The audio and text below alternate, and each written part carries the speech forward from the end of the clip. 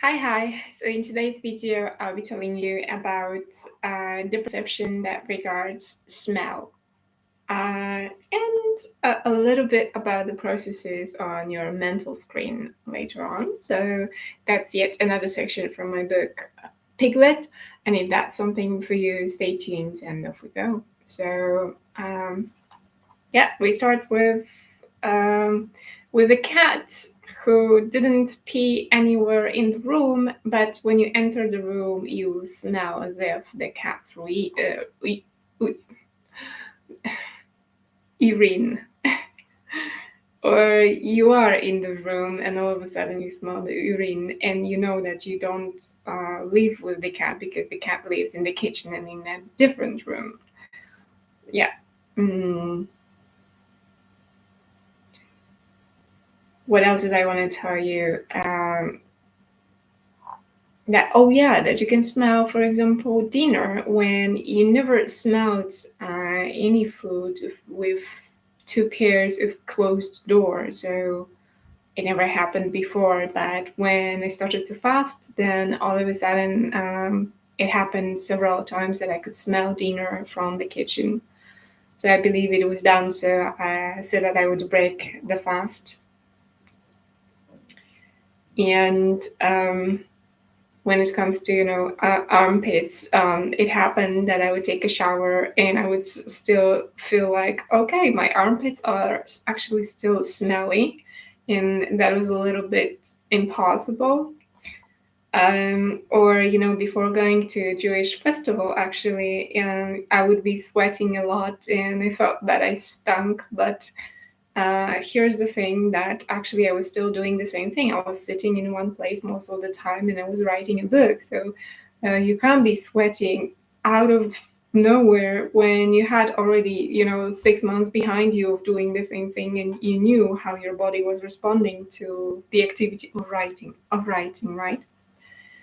Um, yeah, and I also, recall the situation back then when, being a student, I met my supposedly friend from middle school, Kaka, and she told me she couldn't stay over for the night because, well, one thing was probably because I wanted her to stay for the night, so she didn't want it. So she told me that she was sweating at night heavily and she couldn't stay over by anyone.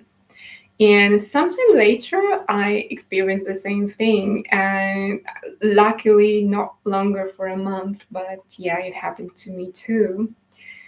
And when I lived in Guadalajara Street and I was working at McDonald's, so that was a time of discovering the work of witchcraft.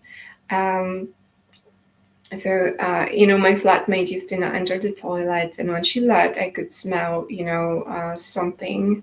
And then I started to smell like that smell from the toilet. All of a sudden. I also remember basically someone close to me who stunk with sanitary pad, and I could smell it. And then I started to smell the same way she did. So that's a really really distant. I mean, it was really many years ago. But it looks like first they expose you to a given smell, and then they give you that smell. I also met a friend from my primary school, my middle school, and I met her on a train when we were already students, I think, yeah. And I was staring at her neck because she had some hair over here, yes. And I thought it was disgusting, I didn't like what she had over there. And then there was a time when actually I started to grow hair over here when I had hormonal imbalance, and it happened. I started to grow hair in the same place she did, basically, right? Um, and I also had this nail fungus, and it started to stink too. So I just have this memory of, sitting during the lectures and just smelling my own shoes, or smelling, um, yeah, my own shoes when I visited my brother, or being smelly and stinky when having an intimate situation. It happened too. So it's not only in a street club.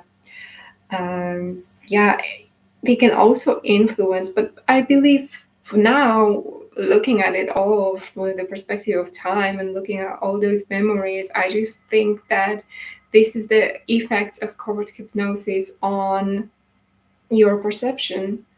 And I think, that they can the same way influence your auditory perception. So somebody says one word and you hear a different word. And when it comes to the visual screen, when working at McDonald's, I could hear my own voice speaking to me like, some type of monster or some role play. Like, I could be hearing my own voice speaking like in a film, Kate Winslet in a film. So they can also affect plasticity of your visual screen, because when I worked at McDonald's, actually, there was a time when the images that I was thinking of, when I was thinking of something and seeing it as an image, then that image would be very plastic, very, very as if realistic. And they can also affect your perception of your own memories. So you could, for example, go through the same memory that you knew how it happened, and all of a sudden it happens in your perception faster. Um, or you can have the same memory and not be sure what happened in the final point of that memory. You can have as if two options or two versions of a memory. Yeah. So I believe, I believe what I learned from some monks, some YouTube films about monks who actually practice meditation for a longer time. They are able to relocate as if their own perception to different regions of their brain, and then your perception of reality may change, right? So I believe you can do that with hypnosis too. Just yeah, just I need to explore how exactly, right? Okay, so if you would like to buy my book Piglet, if you'd like to learn more about covert hypnosis, about occult, about gypsy magic, and about the system created by them, then you'll find a link to my book in the description of the film on my website, Facebook, Instagram accounts. And if you want to check out my course Amelia, you will find a link in the same places. So if you like this video, please like, share, and subscribe. And thanks for watching.